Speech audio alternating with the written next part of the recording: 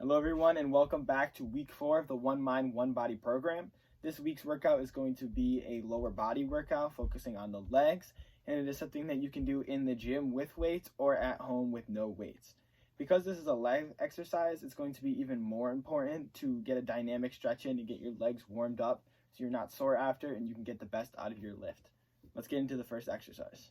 So for the first exercise of the workout, we're going to be doing a squat variation. We've already done this, but I'll go through quickly the 3 variations. So the first one is obviously a body weight squat, just as normal. Sit back in your heels, reach your butt back, pretend you're sitting in a chair, keep your back straight, and look slightly forward. And obviously, if you want to add weights, you can do the goblet dumbbell, which you just hold it in a neutral position and do the exact same thing. This week, we're also going to have the barbell squat option. So I don't have a rack here at home, but I do have a barbell so I can show it to you guys. Typically, if you're doing more weight, you'd grab it from a squat rack, but I'm just going to show you it to you without one. All right, so once you unrack the barbell from the squat rack, you're going to have it on your back here right over your shoulder blades. So as you can see, this is where it's located on my back. Some people roll it over and put it on their neck. You're not going to be able to hold as much weight, and that'll also hurt. You also could do a low bar option, but I personally like just resting it right over my shoulder blades. And then it's the same idea as the other ones. Squat down like you're sitting in a chair, 90 degrees, in a straight back. Okay, so the next exercise we're going to be doing is a Bulgarian split squat. This exercise is one of the best leg exercises you can do. It is very difficult, but it's so beneficial, so I heavily recommend doing them. What you're going to want to do is you're going to want to get a bench or any elevated platform to about knee high. This is a little bit too high, but it'll still do the trick. You're going to want to stand about 2 to 3 feet away and extend one of your feet backwards with your toes or your whole foot practically resting on the bench, just like I'm doing. Then you're going to want to just squat down past about 90 degrees, just like so.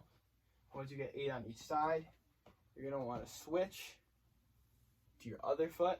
Just like the traditional squat, there's multiple variations we can do. We can do the goblet Bulgarian split squat, which is the same exact thing, but we're holding a dumbbell in a neutral position, just like in the goblet squat.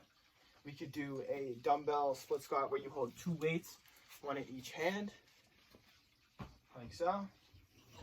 And you can also do a barbell split squat, which is just like everything else, but we're putting a barbell in the same position as we do for the squat.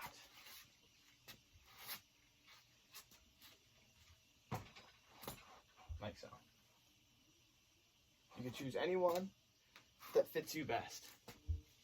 All right, so next we're going to be doing the elevated side lunge. What you're going to want to do is you're going to want to get something that will slightly elevate you off the ground, not too much. Right here I have a 45-pound plate, which is barely going to get me off the ground. I'm going to stand on top. You can do alternating, so 1 on each side, or you could do just straight 8 on each side and then 8 on the other. What you're going to want to do is you're going to want to lunge one side and keep the leg that's on the plate straight and squat down, going straight out in a straight line.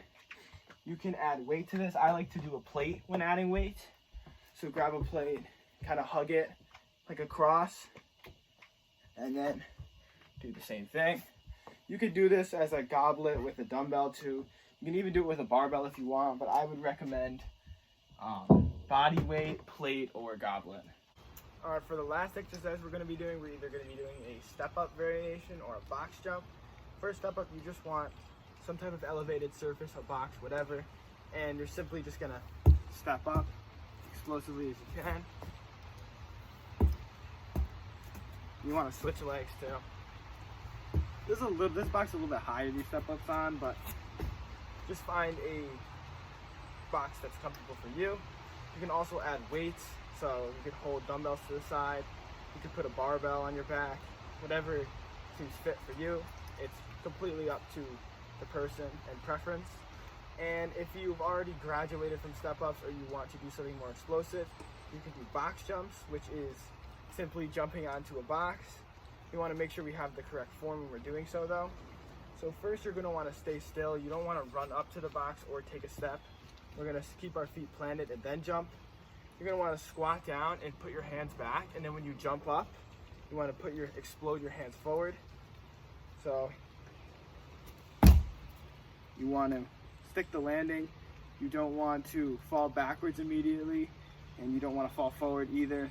This box is a little slippery, so try to get one that's not slippery, but you don't want to move your feet. You want to keep them planted when you land up. So again, squat down, hands back, float up, stick the landing.